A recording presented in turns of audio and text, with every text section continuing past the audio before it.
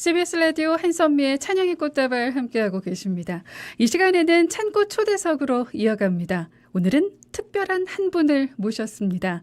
바이올린 선율에 기도를 담아내며 하나님의 사랑을 연주하는 연주자, 깊은 울림이 있는 연주로 많은 사람들의 마음을 어루만지며 무대 위에서뿐만 아니라 믿음의 여정 속에서도 하나님과의 아름다운 동행을 이어가고 있는 박소리 바이올리니스트인데요. 경신교회 섬김을 위해 잠깐 내한하셨다가 오늘 이 자리에 함께 하시게 됐습니다. 찬꽃 초대석 박소리 바이올리니스트를 모셔봅니다. 안녕하세요. 안녕하세요. 네, 반갑습니다. 반갑습니다. 간단히 자기소개 좀 해주실까요? 네, 안녕하세요. 저는 주로 미국과 한국에서 활동하고 있는 19년차 바이올리니스트 박소리입니다. 네. 오늘 이렇게 광주 CBS 찬양의 꽃다발 자리에 초대받게 되어 너무 감사하고 또 청취자 여러분을 뵙게 되어 너무 반갑습니다. 그래요. 반갑습니다. 최근에 어떤 활동들을 하고 계신지도 소개를 좀 해주시면 좋을 것 같아요. 저는 이번 여름에 미국 예일대학교에서 연주자 과정을 졸업했고 학교 측의 제의에 따라 학생들을 가르치고 조교 1등을 하는 티칭 아티스트 포지션을 제안받아서 학교에 남게 되었습니다. 네. 최근 한국에는 그 여수 에코 국제음악제와 광주 경신교회 20주년 초청 연주가 있어서 오게 되었는데요. 제 모국인 한국에서도 이렇게 좋은 기회들이 그래요. 있어서 너무 기쁩니다. 그래요. 티칭 아티스트 포지션으로 학교에 남게 되셨다. 학교 측의 제의에 따라서 네. 되셨다고 했는데 굉장히 잘하시는 분에게 제의하는 거 아닌가요? 학교 선생님들이 저를 좀 좋게 봐주신 것 같아요. 월등하기에 그렇게 학교를에서도 티칭 아티스트라는 포지션으로 남게 되신 것 같은데 경신교회는 지금 얼마 만에 무대에 서시게 된 거예요? 경신교회는 매년 와서 이제 그 봉헌송을 좀 맡고 있는데 매년에 네, 한두 이제 번씩 한국에 하셨군요. 올 때마다 항상 연주하고 있습니다. 그래요. 말씀하신 대로 지난 10일 경신교회 설립 20주년 초청 연주회에서 찬양 연주회를 하셨는데 어땠나요? 그날 분위기 궁금해요. 한 주일 2시라고 하면 좀 애매한 시간이기도 그렇죠. 하잖아요. 그럼에도 불구하고 네. 많이들 찾아주셔서 너무 좀 즐거웠어요. 특히 이제 제 피아니스트 분과 저는 너무 그 에너지도 너무 즐겁게 네. 받았었고요. 네. 그리고 한 가지 놀라웠던 점은 제가 원래 독주회나 무슨 그런 연주회를 하면 네. 관객들에게 최대한 많은 것을 보여드리고 싶어서 그렇죠. 좀 많이 이렇게 곡을 선정하는 편이에요. 네. 그래서 2시간이 되었더군요. 그럼에도 불구하고 네. 모든 분들이 끝까지 집중해서 제 연주를 들어주셔서 다시 한번 이 자리를 빌려 너무 감사합니다. 2시간이라고 하면은 연주하시는 입장에서도 보면 굉장히 쉽지 않은 시간이셨을 텐데 그렇죠. 네, 굉장히 많은 에너지를 쏟아서 네. 또 연주회를 하셨군요. 경신교회가 모 교회이신 거죠? 모교회는 아니고요. 네. 제 외할머니와 외할아버지께서 다니시는 교회라 어렸을 때부터 자주 연주하러 갔던 교회입니다. 그러면 그 교회에서 어린 시절에 생각나는 추억들, 기억에 남는 것들 어떤 것들이 있으세요? 정확히 제 나이는 기억이 안 나는데요. 네. 아마 초등학교 2학년 정도쯤 됐었던 것 같아요. 이제 제가 제 바이올린 선생님 스튜디오 페스티벌에 가는 날이었는데 네. 경신교회 오후 예배에서 이제 저희 스튜디오 언니랑 듀엣으로 시편 23편을 연주를 했었어요. 네. 일단 그 언니가 그 스튜디오에서 제일 잘하던 언니기도 했고 그래요. 그래서 네. 좀 많이 닮고 싶었던 것도 있고요. 네. 그리고 처음으로 이제 앙상블 이런 바이올린 이중주 같은 것을 했던 것 같아요. 참 즐거웠습니다. 그래요. 어린 시절 교회에서 연주했던 그 울림이 지금까지 마음속에 남아 있으신 건데요. 19년 차예요. 바이올리니스트. 굉장한 경력이신데 바이올린이라는 악기를 선택하게 된 특별한 계기가 있으셨을까요? 그 질문에 대해서는 제가 어떻게 바이올린을 시작했는지 설명드리면 좋을 것 같은데요. 네. 간단히 말씀드리면 제 친인모이신 이수미 선생님께서 하신 연주를 보고 바이올린이라는 악기를 알게 되었고 네. 그 소리에 매료돼서 이제 그 많고 많은 악기 중에 네. 그 바이올린 선택하게 되었습니다. 저는 저희 집에 그렇게 음악하는 사람들이 많다고는 생각을 안 했었는데요. 네. 특히 바이올린은요. 네. 그래서 우리 집에 음악하는 사람 없으니까 내가 할게 그러면서 어. 제가 부모님을 졸랐었는데 네. 그게 아니었더라고요. 음.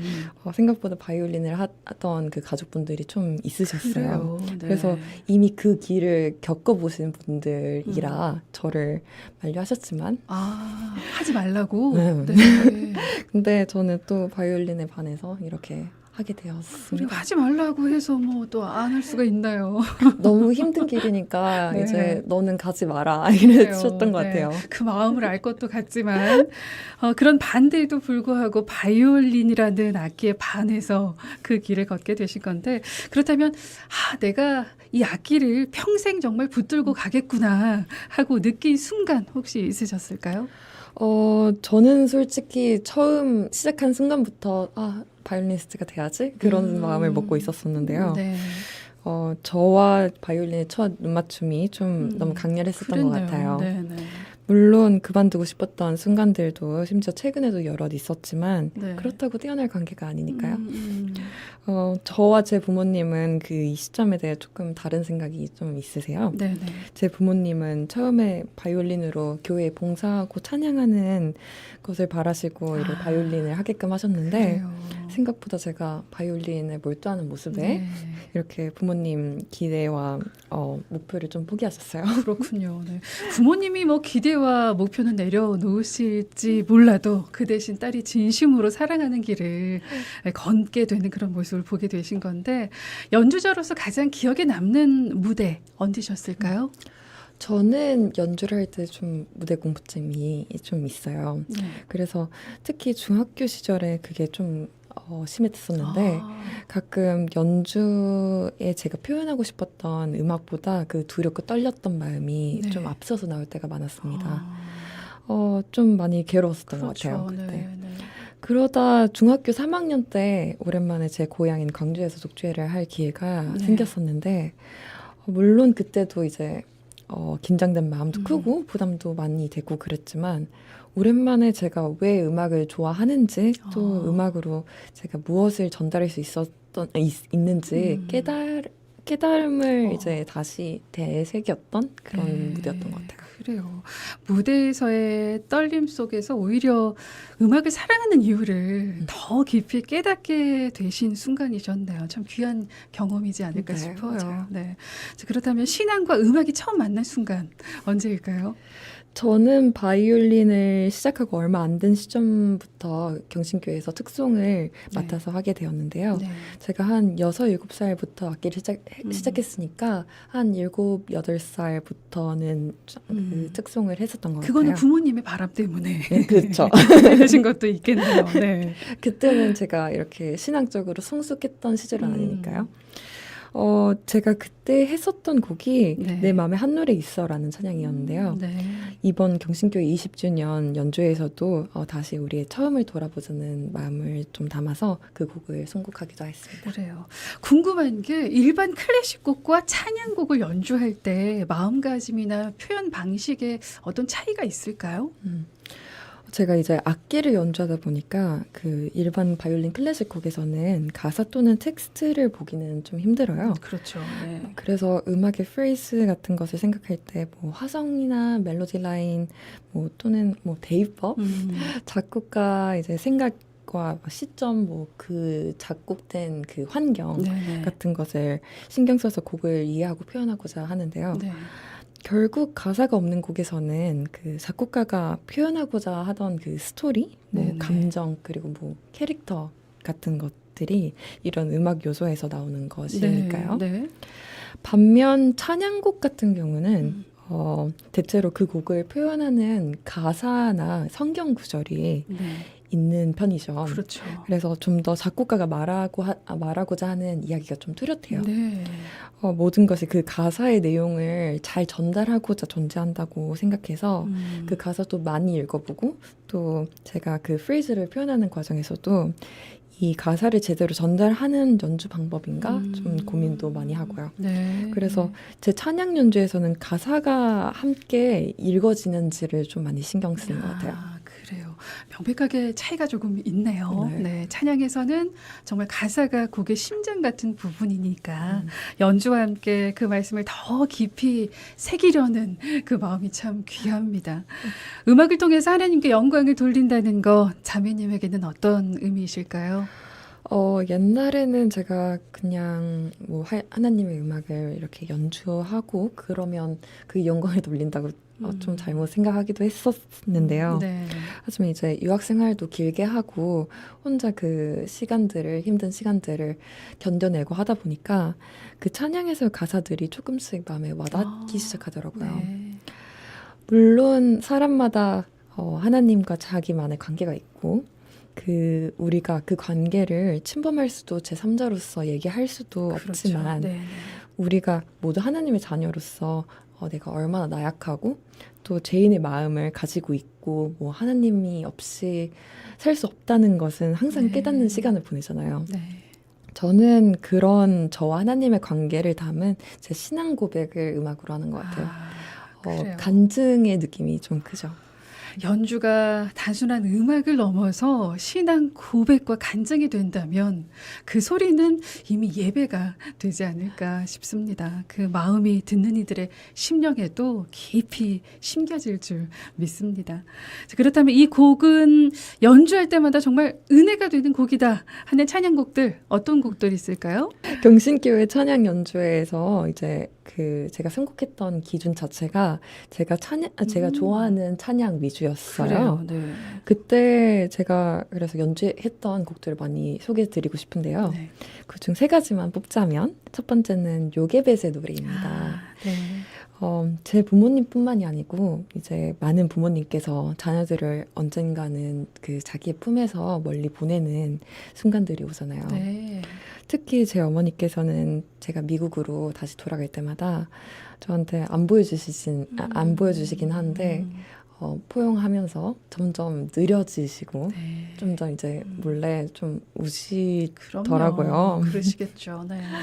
저한테는 참 강인한 분이라 저는 그 마음을 좀 헤아리기 좀 힘들었는데 그럼에도 저는 저의 참주인 참 부모 되신 하나님께서 함께 하실 것을 믿으면서 또 보내는 그 어머니의 마음을 네. 잘 표현한 찬양이라고 생각이 들어서 이 곡을 추천드립니다. 그래요. 네. 그리고 2번째 찬양은 여정이라는 찬양인데요. 여정. 네.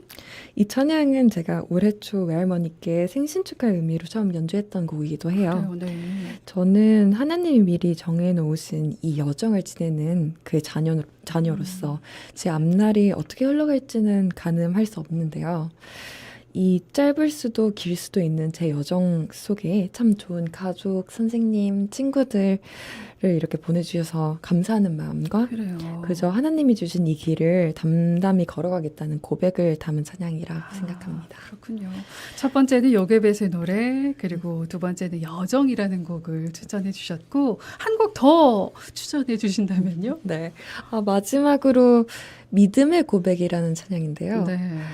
저는 이 곡을 듣거나 연주할 때 좀 참 벅찬 느낌이 이렇게 벅찬 네. 마음이 들어요. 네, 네. 제가 참 나약하고 부족하지만 그런 저를 사랑하시어 날마다 생리케 하실 거라는 그런 믿음을 담고 있다고 생각하거든요. 네, 네.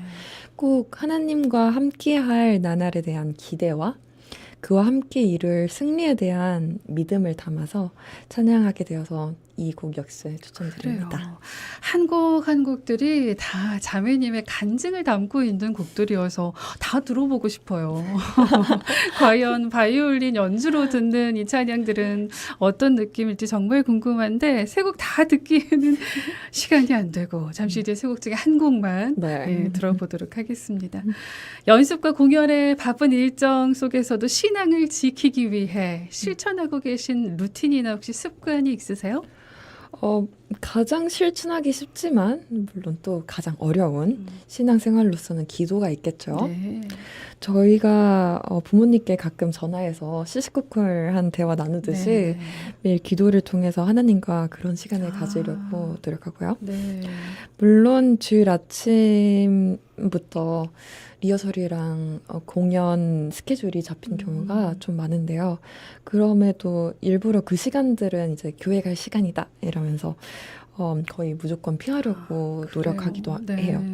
바이올리니스트기 전에 이제 하나님의 자녀로서 살아야 네, 한다고 생각하는 것에 나온 신념이라고 생각합니다. 그래요. 그 신념이 정말 앞으로도 변함없이 빛나길 응원하겠습니다. 앞으로 연주자로서 꼭 이루고 싶은 꿈이나 계획은 뭘까요? 저는 대학에서 학생들을 가르치면서 다음 세대 음악가들을 키워나가고 싶은 꿈이 있는데요. 네. 제가 겪어왔던 시간과 그 안에서 있던 그 고민들을 다음 세대 학생들 역시 잘 헤쳐나가길 바라면서 음악의 목적이 무엇인지 네. 또 결국 음악이 어떤 메시지를 전해야 하는지 함께 답을 찾아주고 싶습니다. 네, 좋은 선생님이 되실 것 같습니다. 네, 감사합니다. 하나님께서 그 길을 넉넉히 인도해 주시리라 믿습니다. 이 방송을 통해서 끝으로 함께 기도해 주시면 하는 기도 제목 나눠주고 가실까요? 저는 주님이 주시는 것들을 가끔 당연시하는 아주 나쁜 마음을 가지고 있을 때가 있는데요. 그게 참 잘못된 것임을 알면서도 이렇게 욕심을 부리게 되는 것 같아요. 네. 저의 그런 모습을 용서해 주시고 제가 항상 감사한 마음을 갖고 주님과 동행하여 주님을 닮은 생각과 행동을 하길 기도합니다. 그리고 특히 하나님의 꿈은 저의 비전이 되고 네. 예수님의 성품은 저의 인격이 되고 성령님의 권능은 저의 능력이 되도록 주님께서 이끌어 주시길 기도합니다. 그래요. 박소리 바이올리니스트의 아름다운 바이올린 선율이 앞으로도 하나님을 향한 고백이 되고 그 음악이 또 누군가의 위로가 돼 은혜롭고 아름답게 흐르길 기대하며 기도하겠습니다. 인터뷰 오늘 끝곡으로 추천하셨던 찬양곡 중에 요게벳의 노래 박소리 바이올린의 연주를 함께 듣고 인사 나누겠습니다. 오늘 말씀 고맙습니다. 감사합니다. 네, 지금까지 찬고 초대석 박소리 바이올리니스트와 함께했습니다.